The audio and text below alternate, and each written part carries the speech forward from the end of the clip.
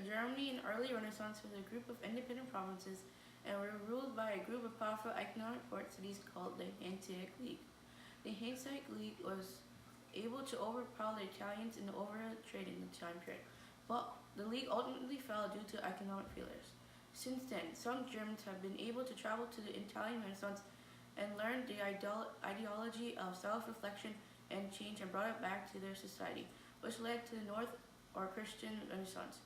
During the Christian Renaissance, German art and culture flourished along with the new ideas of reform in the Catholic Church. Ideas for the cleansing of the Catholic Church continued and led to one point where a monk had to speak out and express his views and the corruption of the church. After the European Renaissance, a German monk named Martin Luther expressed his thoughts against the Catholic Church in his 95 Theses in 1517. This sparked many to support and go against the Catholic Church and the clergy, which revolted against asceticism and nepotism. This also led to many new religions such as Zivilism in Switzerland and Calvinism in Geneva. Also, this led to many unrest in the Christianity unification in Europe. This led to a powerful king named Charles V of the Holy Roman Empire to go against and try to fight this new unrest in Europe. This first started in Worms, Germany, where he confronted Martin Luther, and this ended in the Edict of Worms, which outlawed Martin Luther, his readings, and heretic to the church. Also, Martin Luther was on the run after this, and he had support and help from the King William, the Great Elector, who helped him in his days of banishment from the church. Many years after Martin Luther, he was unable to continue, and he died unfortunately. Thus, the Edict of Augsburg which was decided through the Smalltalk League and the wars that followed the creation of the League, led to the first step in Protestant beliefs and it being able to be worshipped in Europe. Years after the Smalltalk Wars, it led to the 30 Years' War, which was the greatest and final battle between Christianity and Protestant beliefs. The 30 Years' War, which was fought in 4 phases: the Bohemian phase, the Danish phase, the Swedish phase, and then the Franco phase.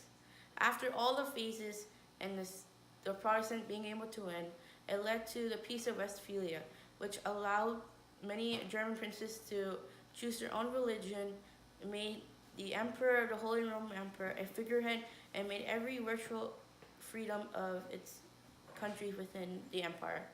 Martin Luther, a German who felt that the Christian church was corrupt and wanted to reform. He wrote his feelings and thoughts in the 95 Theses, which advocated for reform within the church.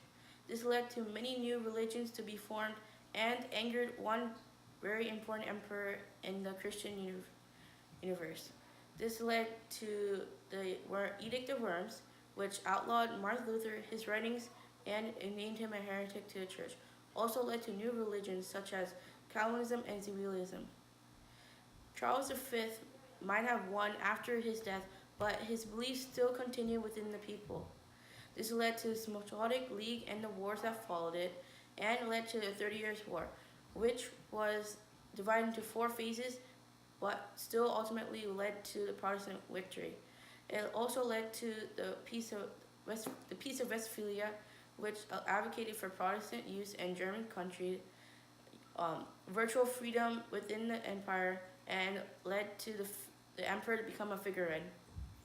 Many years after the Reformation in 1850, the first industrial revolution has been able to come to Germany through engineers and engineering schools. It made people realize the strength of materials and how they were able to use these materials to overcome nature. It also led to new technology, such as iron and steam engines with new factories built in cities. This also led to new social conditions, economic growth, and new political intervention in the economy. The first industrial revolution led to the second industrial revolution due to an increasing importance and popularity of science and engineering. This led to new products such as chemicals, steel formation, and auto combustion engines. Also, the importance of electricity and the formation of electricity became very important. The second industrial revolution was characterized by new developments and led to Germany to overcome many of its European counterparts. This led to greater economic growth, new social changes, such as new construction plants and no political intervention in the economy due to laissez-faire. In 1815, after the First Industrial Revolution, Germany was placed under Australian rule due to the conservative order in that period.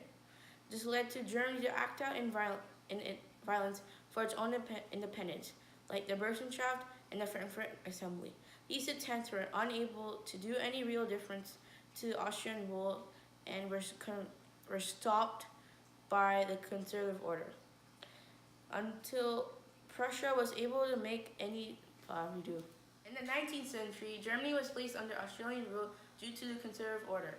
Germany had to act out in violence to ensure its own independence, and they did this through the Burschenschaft and the Frankfurt Assembly.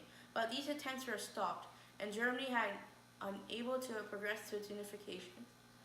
Many years after, the Prussians took interest in Germany, and the Prussian Prime Minister, Otto von Bismarck, was able to do any real difference. His actions was able to unify Germany through the fighting of the Prussian-Austria War and the Franco-Austria War. This led to Bismarck's actions and decisions in the Franco-Prussian War and the Austro-Prussian War led to the unification of Germany.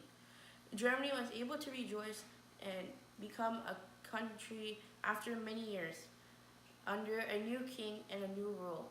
This led to prosperity socially, economically, and politically, with a new premier with its side that led to new years of peace.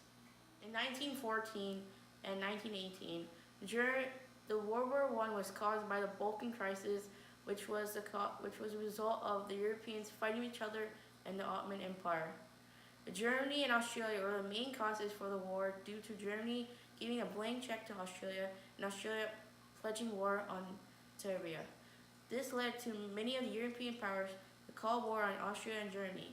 This led to a prolonged war and trench warfare, which led to a loss of life and many to feel the war was unneeded.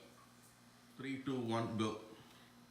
At the end of the war, Germany was placed responsible for causing it, and Germany had to pay the war reparation clause in the Treaty of Versailles. This led to Germany to lose a lot of money and Germany to be feared by many, especially France. This led to France's policy cohesion, and when Germany was unable to pay the first reparation clause, France invaded and it led to Germany to have a huge inflation and France to get nothing. This led to a new era of peace with the Lorenzo treaties. But this era of peace did not last long due to the Great Depression hitting America and most of Europe. This led to new political figures to rise and led to fascism, Nazism, and many other organizations to rise and control most of Europe. 2, 1, go. Through Germany's rich history, I find the most significant person is Otto von Bismarck. Bismarck was a real politic. He was able to unify one country, and that which seemed very impossible to many others. And he being a real politic inspired me to think out of the box and work with realistic conditions to create the best for everyone and make impossible dreams very possible. Go. Throughout the many years, Germany has developed its culture through the attraction of artists and art movements. Pre-Renaissance, Germany has painted with rich colors and angelical figures such as these two pictures. When Italian Renaissance was occurring, it had influenced German art such as this one. Fast forward to the Romantic period, which artists were able to express their views, which is represented in this picture. After World War II, it had a great effect on German society, and many artists expressed their views through paintings like 3, this. 2, 1, go. Germany is a very interesting country. I most admire about its people is how clean and how strict they are in their life. I would most likely visit Berlin because it has the Nuremberg highways where you can go any speed you want, and it's very interesting for me to go at any speed I want in the highways. Thank you.